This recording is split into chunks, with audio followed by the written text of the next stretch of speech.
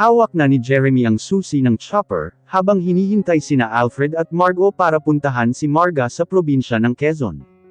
Nanginginig ang kanilang mga kamay sa pag-asang buhay pa nga ang fiancé ng kapatid.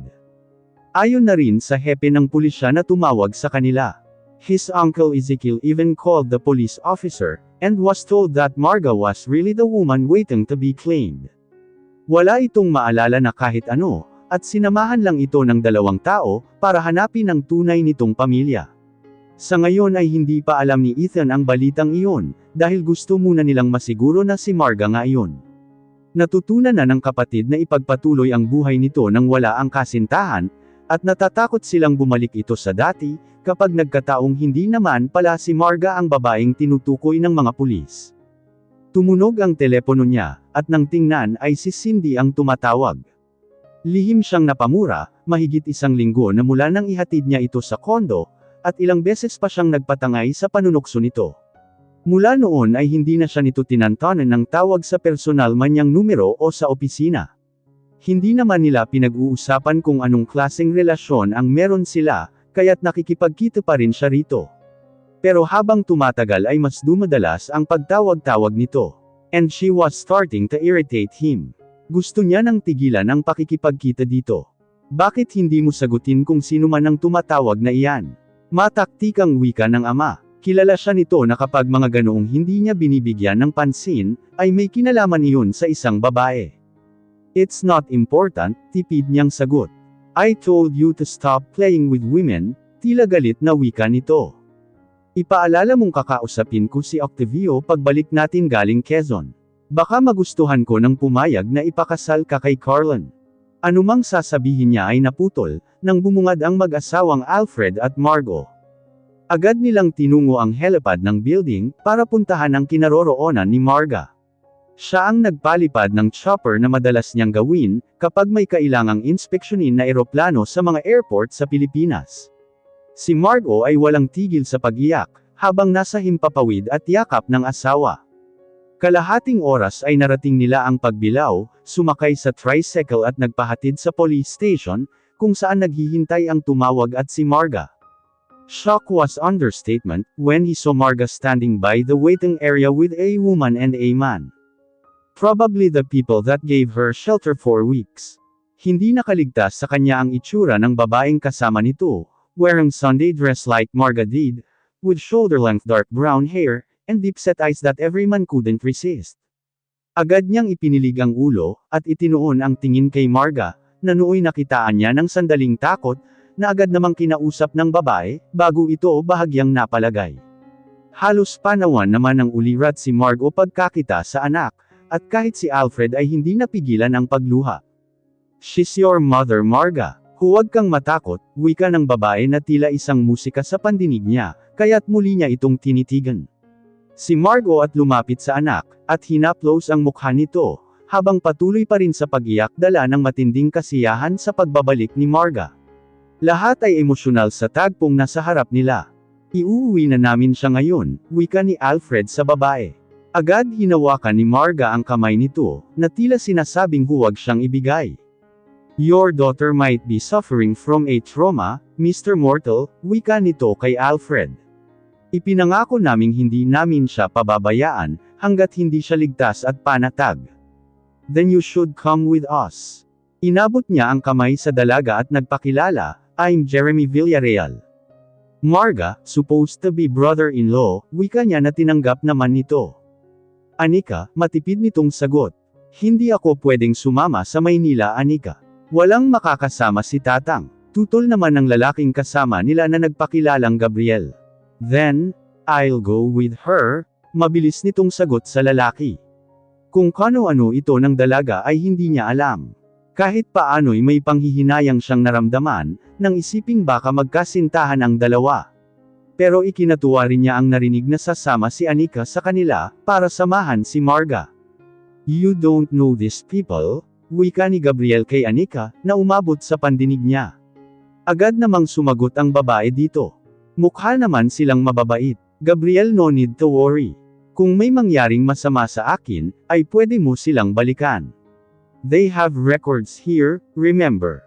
Kung inaalala mo'y ang kaligtasan ni Anika, ay makakaasa kang hindi namin siya pababayaan, wika niya at umaasang hindi ito makikinig sa pagpipigil ng lalaki na sumama ito sa kanila. Utang namin sa inyo ang buhay ni Marga, gusto rin naming gumantiin ang utang na loob. Walang nagawa si Gabriel, nang magpilit itong sumama kay Marga kasama sila. Pagkatapos ang ilang police report na kailangan nilang pirmahan, ay umalis na sila sa lugar na iyon kasama si Marga at Anika. Si Marga ay sandaling tumigil sa paglalakad, nang matintong sasakay sila sa chopper.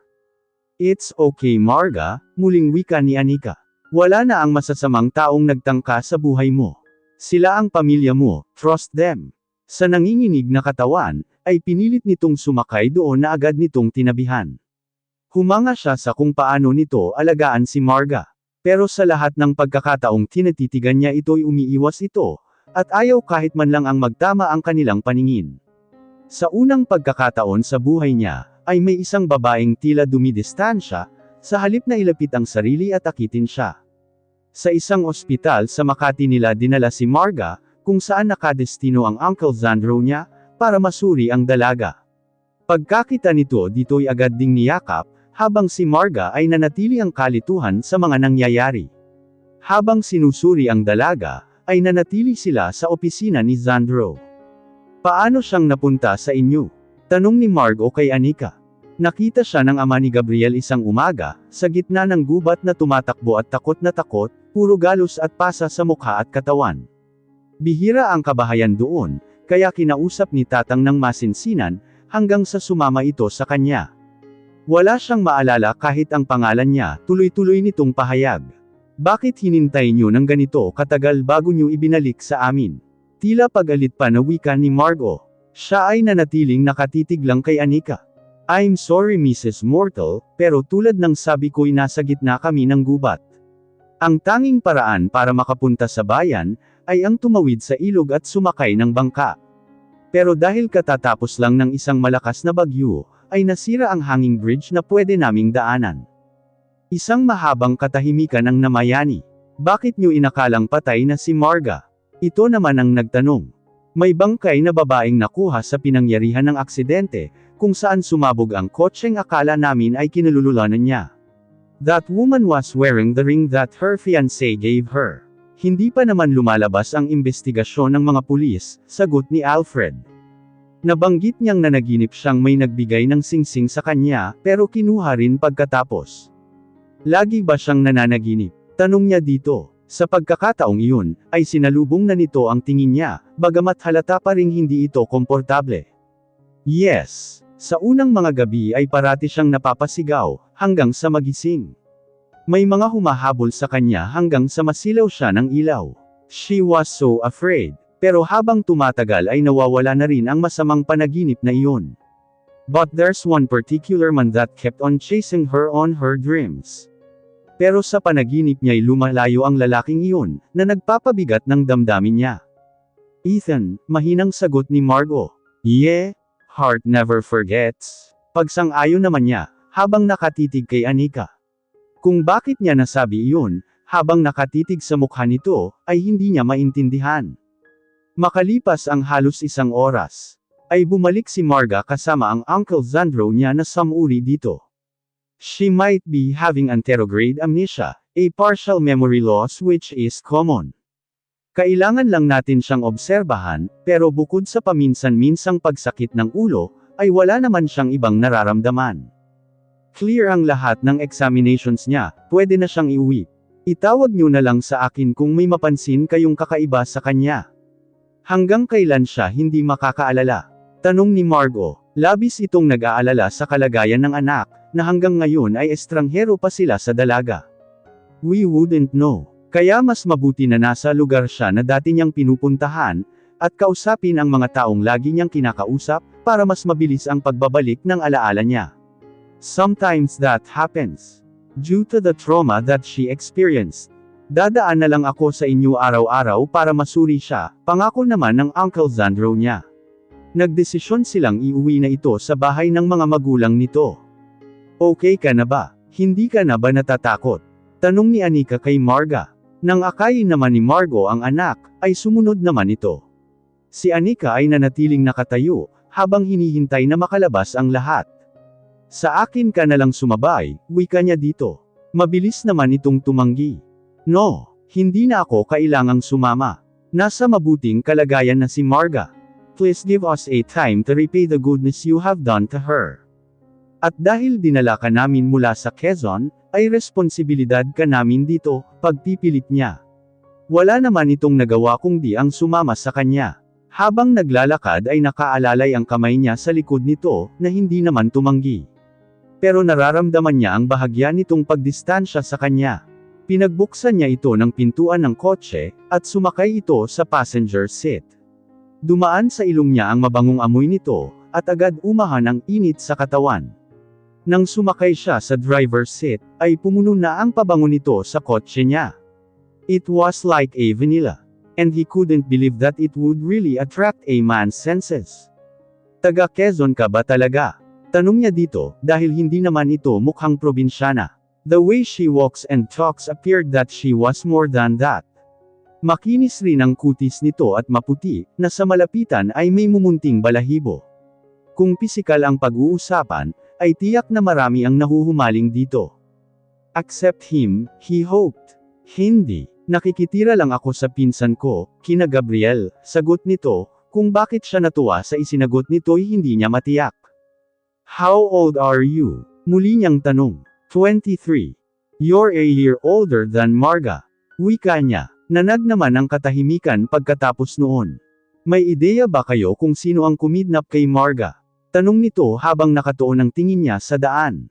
Ethan's cousin. Kung bakit ay hindi namin alam, dahil kasama siyang nasawi noong araw na iyon. Nabangga rin ang sinasakyan nila ng isang truck. Must be because of money, wika nito na agad bumakas ang lungkot sa mga mata nito, at itinuon ang paningin sa labas ng kotse. Sa bahay nila Margo sila tumuloy, para matingnan ang kalagayan ni Marga ngayon. Pilit namang inaalala ni Marga ang lahat, pero umiiyak ito kapag walang bumabalik na alaala. Dinala ito ng ina sa sarili nitong silid, at sumunod naman sila pati si Anika. Nang lumabas si Marga sa balkonahe, at sandaling nilukob ng takot ay nagsalita si Anika. She might be afraid of heights. Kahit nang itawid namin siya sa tulay, ay kailangan pa siyang buhati ni Gabriel dahil sa takot niya, kwento nito. Nang magpas siya si Margo na hayaan munang magpahinga si Marga, ay bumaba sila sa sala at doon naghintay. Ilang sandali naman ang lumipas, ay dumating na ang kapatid na halos takbuhin ang silid ng kasintahan. Umakyat silang muli para saksihan ang muling pagkikita ng dalawa. It was like in the movies. Lahat ay emosyonal, lalo na ang kapatid na walang patid ang pagluha.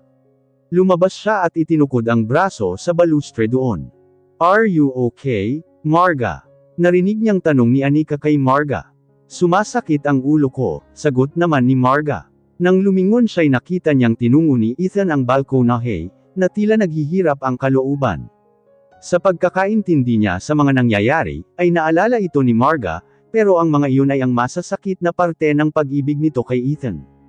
Lumipas ang ilang oras sa paghihintay nila, sa pagbabago ng kondisyon ni Marga. Si Anika ay tahimik lang na nakaupo sa hardin, na tila malalim rin ang iniisip. Her beautiful face speaks thousands of emotions that he could not read. Something like loneliness or sorrow. Or both. Pagdating ng hapunan ay maayos na ang kalagayan ni Marga, na ipinagpapasalamat nilang lahat. Unti-unti ay nagkakaroon na ng sigla at kulay ang mukha nito. Pagkatapos ng hapunan, ay ipinagpaalam niyang ihahatid niya si Anika sa hotel, para doon muna magpalipas ng magdamag. Narinig niya sa pag-uusap ni Anika at Marga na mananatili sa Maynila ang dalaga, sa kung anumang kadahilanan. Hindi man niya aminin, ay masaya siyang hindi pa ito uuwi sa Quezon. There's a power within him wanting to see her again.